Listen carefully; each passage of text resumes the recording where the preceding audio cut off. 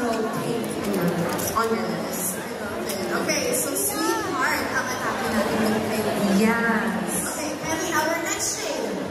Ultra Matte Lipstick in Red Supreme. Who is Kylie when she is wearing this? If I want to make a statement. Yes, so ibig sabihin, so kapag nagpo-perform ako sa all-out Sundays, or sa kahit ano ko,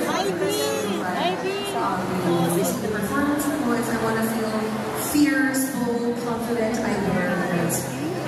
You just say things. I'm going to be honest. Everyone can rock a Red Bull. I know, because it's so hard. Yes. It's so hard. You need to perfectly hide it. Exactly. You put it on your lips. Bawal masyadong kumain. Pero when you do this one, you can eat. Kasi hindi siya agad-agad magsusunod. Exactly. And you were rocking your Kylie. You look so good. We have to know. Do you feel like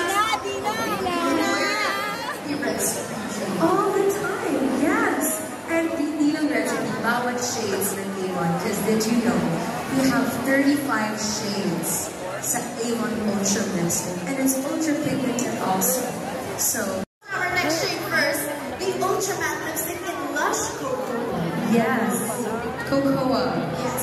So this shade, yung ginamit ko siya, nung nanalo ko ng best dress sa JB Miranda. Kasi my dress was super colorful. It's so honest and it's pretty. I love the suggestion. So I just needed something that is a statement also, but it's overpowering. So I want to show The shade of you. This is your shade. I love this shade. This Lush Cocoa. right. I love it. It's so good. Diba? Guys, ang ganda ni Kylie.